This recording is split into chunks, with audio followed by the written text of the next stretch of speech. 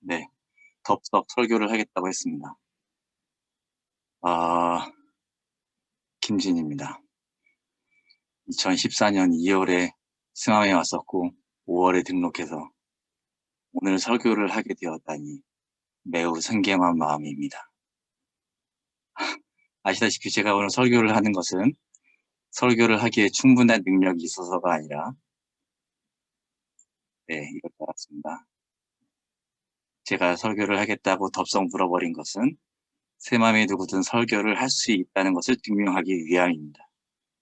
나아가 이 정도도 괜찮은가 싶은 설교, 여러분들이 그 무엇을 상상하시더라도 그 이하인 설교를 보여드리기 위함입니다. 그래서 앞으로는 생활의 누구든 이 설교의 자리를 덥석덥석 하실 수 있기를 바라는 마음으로 제가 덥석 물어버린 것이니까 그 마음을 이해해 주시고 오늘의 설교에 동청해 주시면 대단히 고맙겠습니다. 저의 이야기를 지금부터 시작하도록 하겠습니다. 네, 설교니까 가지고 와봤습니다.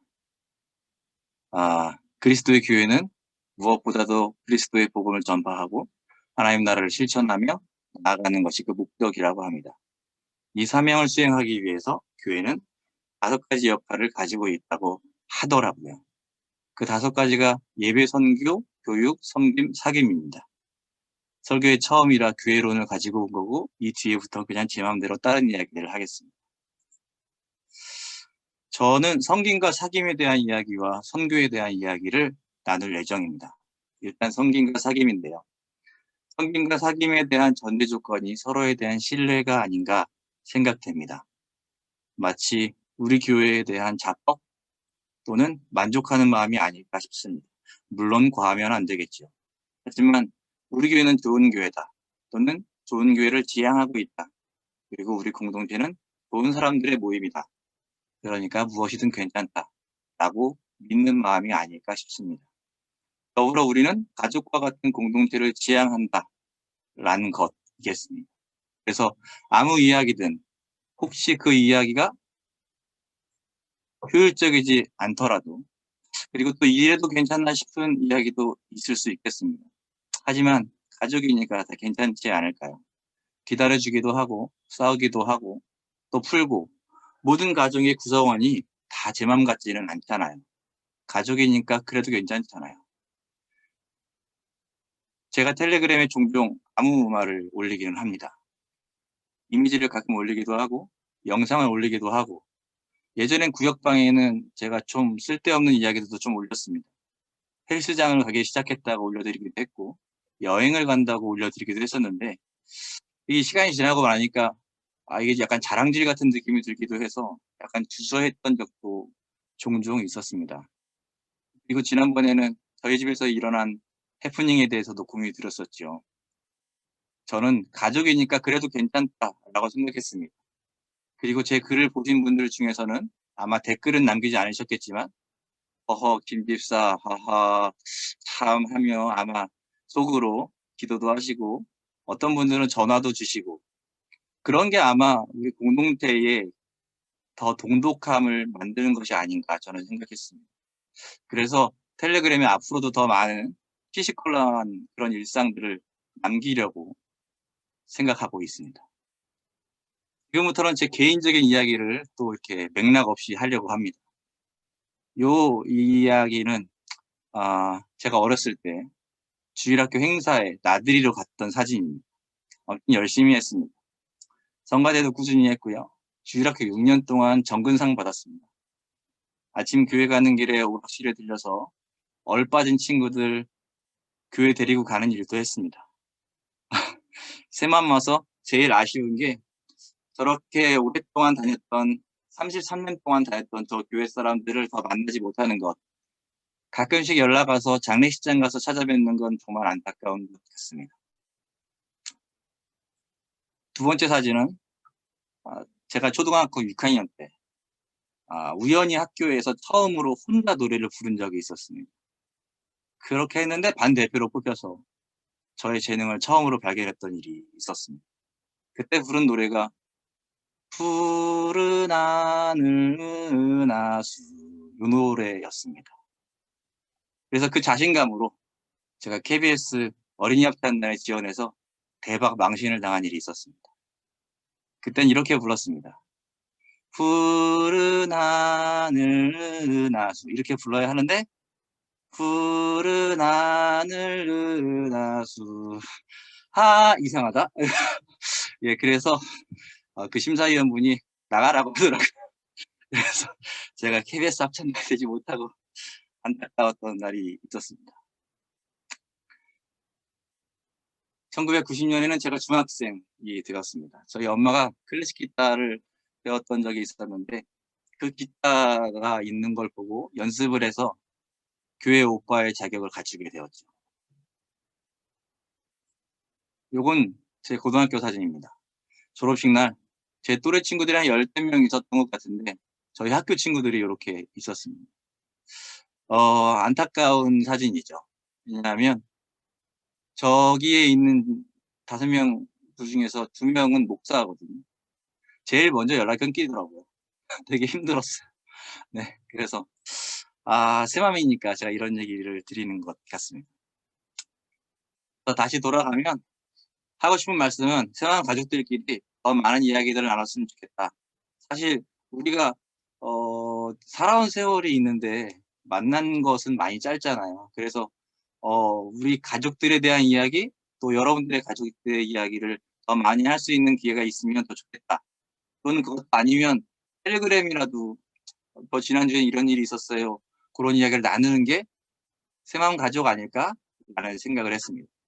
두 번째는 선교에 대한 이야기입니다. 저는 우리 교회의 선교의 방향이 매우 좋습니다. 예전처럼 노방전도하고 엄청 열심히 전도하러 다녔던 기억들도 있지만 삶을 집중하고 선교적 삶을 살아내려는 생각이 아주 좋습니다. 그래서 저는 우선순위를 이렇게 예전에 했었습니다. 교회가 제일 먼저고 교회는 하나님이고 그리고 학교 그리고 가족 중간고사는 대충 보고 부흥회에 앉아서 제 친구들과 앉아 있었고요. 교회 행사를 위해선 집안 행사는 다 집어쳐버리고 교회에 앉아 있었죠. 저는 이게 신앙이라고 믿었었습니다. 지금 보니 교회랑 하나님이랑 동일시되어 있고 요거 분리해서 생각은 한 번도 해본 적이 없었던 것 같습니다. 이렇게 커서 제가 이제 결혼도 하고 직장 생활을 갖게 되죠. 저도 여유롭게 하니까 이렇게 친구들한테 찬양팀 친구들인데 찬양팀 친구들한테 맛있는 것도 사주고 청소년 교사도 하고 성가대 지휘도 하고 합창단도 했습니다. 광명에 있는 밝은빛 합창단이라고 하는데 여기서 테너 단람도 했던 기억이 있습니다. 돈을 버니까 이렇게 바뀝니다. 돈 버는 회사가 짱이고요. 그리고 교회, 또 역시 가족. 가족은 항상 마지막이었던 것 같아요. 제 모든 마지막을 해결하는 곳. 그래서 지금 생각해보니까 지난 저희 부모님께도 되게 죄송하다는 생각이 들기도 하고 지금 제 아내한테도 항상 미안한 마음이 듭니다. 그러다 문득 2006년에 미국을 갑니다. 잘 다니던 회사 그만두고 퇴직금도 챙기고 전세 보증금 빼서 큰 돈은 아니지만 질렀죠. 새로운 세상에 대한 기대랄까요. 첫 학기는 저렇게 저 혼자 잘 놀았습니다. 두 번째 학기 때는 우리 서민정과 2살짜리 김찬이 옵니다. 그래서 시간이 많아지니까 가족이 보이더라고요. 오전부터 오후 이른 시간까지는 학교에서 지내고 일찍 와서는 아내랑 찬이랑 놀이터에 가서 놀았습니다. 되게 행복한 시간이었어요. 돈은 못 벌었지만. 이렇게 하고서 한국에 이제 이렇게 됐죠. 2개밖에 안 남았으니까. 가족이 되고 그다음에 교회. 그리고 나서 한국을 와서 어쩌다가 창업을 합니다. 그리고 나서는 이렇게 되게 이 사진은 몇 장 없더라고요. 근데 되게 외로워 보이는 사진이 있었고 이렇게 바꾸죠. 여전히 가족이 앞서 있어요. 회사, 교회. 교회가 제일 뒤로 갔어요. 이상한 모양일 수도 있겠다 생각이 들긴 하지만 그랬습니다. 창업을 하고서 현실이 녹록지 않죠. 주말에도 출근하고 하지만 마음은 이렇게 지켜냈었습니다. 2011년에 폐업하고 다른 회사 창업 멤버가도 똑같이 지냈었고요. 그러다 2013년에 느헤미야를 만납니다.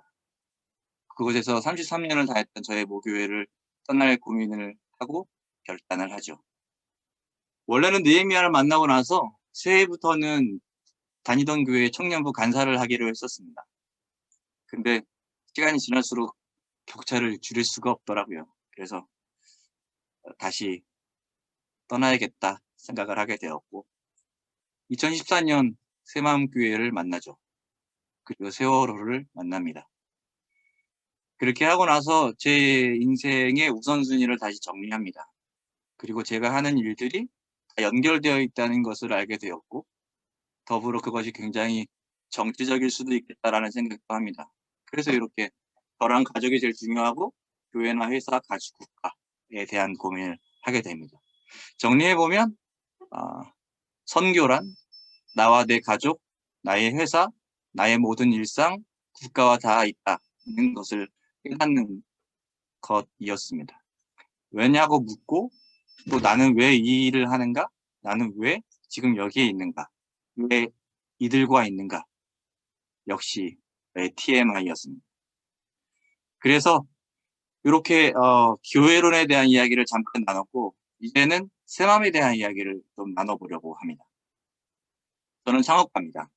제가 어려서부터 일 벌리기를 엄청 좋아했습니다. 막 뭐 이것저것 다 했죠. 연극도 하고 차인집에도 하고 세미나도 하고 안 시켜도 합니다. 그리고 인정도 받고 흐뭇해 했죠. 훗날 이 경험이 저를 창업가로 만들 줄은 몰랐죠. 네, 이 사진 보면서 아는 사람 찾고 계시는가요 혹시? 네, 아는 사람이 있죠. 네, 저 때 연애하고 있었으니까. 네,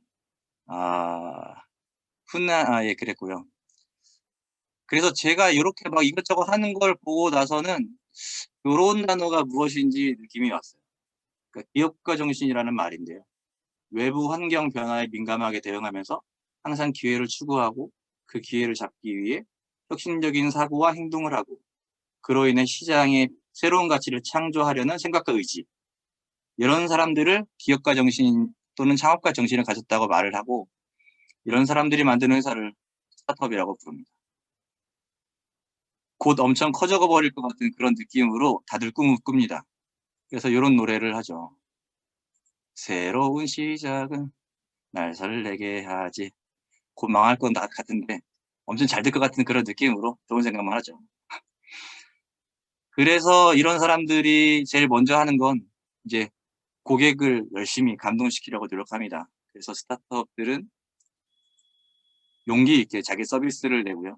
그 서비스를 공식적으로 냈을 때 1.0이라고 부릅니다. 그리고 나서 조금씩 개선해 가면서 1.1, 1.1, 1.12, 1.3 뭐 이런 식으로 올려가죠. 그러다가 이제 큰 변화가 있을 때 2.0이라고 부르게 되고 그 2.0을 우리끼리 테스트하는 거를 보통 알파라고 하고요. 그리고 그거를 공식적으로 조금은 공식적으로 테스트하는 과정을 베타라고 합니다. 그리고 조금 더 익숙해지면 베타를 띄고 그냥 2.0 이렇게 부르게 됩니다. 요즘에 나오는 클럽하우스 같은 서비스들이 베타 기간이고요.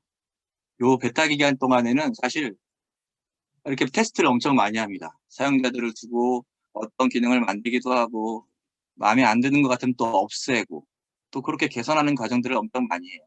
그러다 보니까 페이스북 사용하시는 분들은 종종 느낌이 있으실 수 있는데 페이스북 기능들이 위치가 바뀌거나 기능들이 바뀌는 경우들이 종종 있고 또 다시 돌아오는 경우들도 종종 있습니다.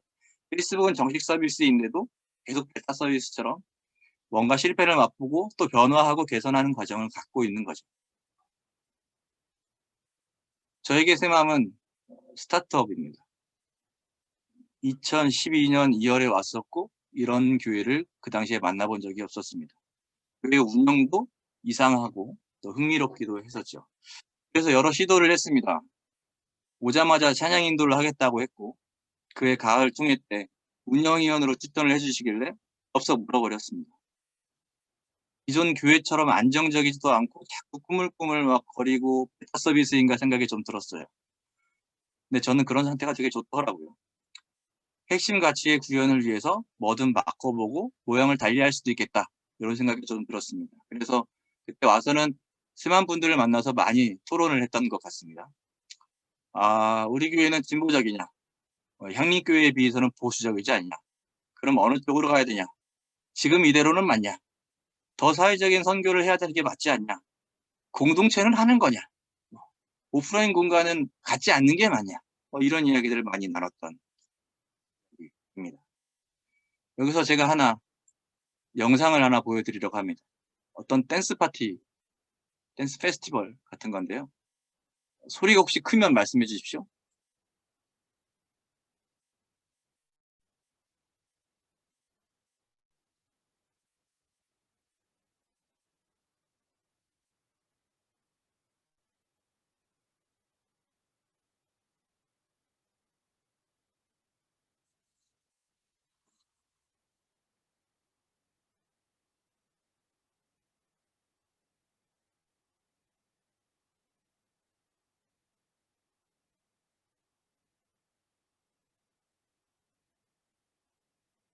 소리가 안 난다고요? 소리를 다 못 듣습니까?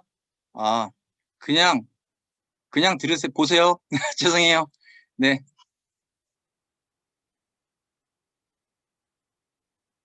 막 음악이 나오고 있는 거거든요.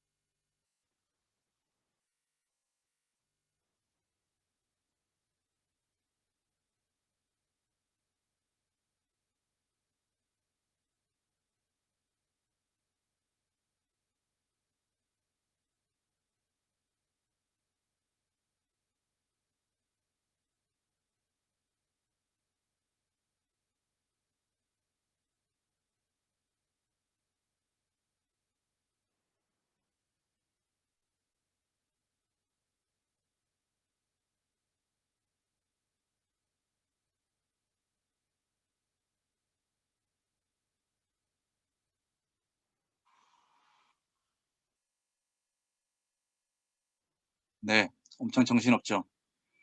네. 소리가 안 들려서 정신이 없지 않을 수도 있겠다 생각이 들기도 합니다만. 어떤 생각이 드셨나요? 마지막 결과는 어마어마하죠. 막 사람들이 막 쏟아져 나오고 있고. 보셨던 것처럼 시작은 정말 이 미친 한 사람이 춤을 추고 있는 걸로 시작합니다. 일단 첫 번째로 무언가를 하려면 첫 번째 그 사람은 미쳐야 됩니다. 사실 그렇게 미쳐지지 않았을 때도 불구하고 이제 다른 사람들은 다 그렇게 보겠죠. 뭐 저런 인간이 있어. 뭐 하는 거야. 그리고 그 사람은 엄청 뻘쭘할 거예요. 엄청 어색하고. 두 번째 사람이 나타났는데 엄청 얼마나 위로가 됐을까요? 그 두 번째 사람이 나타났을 때. 그리고 세 번째 사람, 네 번째 사람이 밀려오는데 엄청 행복했을 것 같아요. 그리고 시간이 또 지나 보니 엄청 사람들이 많이 몰려오는 거죠. 저는 이 춤을 추는 데에 우리가 겁을 내지 않았으면 좋겠어요. 봉준호 감독이 이런 얘기를 했잖아요. 가장 개인적인 것이 가장 창의적인 것이다. 잘 출 필요 없어요. 예, 대충 추시면 돼요. 그러면 그거 보고 있다가 이거 나도 가야 되겠다 생각해서 일어나실 분이 있을 거라고 생각합니다. 그렇게 하는 게 우리 새마음이었으면 좋겠다라는 생각을 했어요. 더불어 한국 교회에 있어서도 우리 새마음은 좀 특이하잖아요. 그래서 어떤 사람들은 아마 우리 교회 보고 미친 거 아니야? 이 생각이 들 것 같아요. 그러면 우리가 믿는 가치를 향해서 우리의 삶을 살아낼 때 우리와 같은 생각을 가진 교회들이 일어나고 또 더 좋은 교회들이 생겨나지 않을까 저는 믿습니다. 어이구, 죄송합니다. 얼마 전 제가 텔레그램에 새맘 2.0이라고 말씀을 드렸습니다. 2.0이라는 것은 무언가 큰 변화가 있다는 이야기고, 제일 첫 번째로는 오늘 새맘교회의 두 번째 전임 목사님을 취임하는 시간이잖아요. 대단히 조심스럽습니다만 이제 2.0이 됐으면 새맘에 대한 재정의를 해야 되지 않을까 생각이 들어요. 그리고 그 가치를 함께 만들고 공감했으면 좋겠어요. 10년 전의 생각이 잘못됐다 또는 폄하하거나 뭐 이런 생각은 전혀 아닙니다. 하지만 10년이 지났고 사람이 변했거든요. 그러면 다시 나의 새맘, 우리의 새맘에 대해 고민하고 개선해가는 것이 맞지 않을까 싶습니다. 어떻습니까? 같이 하시겠습니까? 이렇게 처음이자 마지막이 될지도 모르는 저의 설교를 마칠까 합니다. 이제까지 경청해 주셔서 대단히 감사합니다. 네, 감사합니다.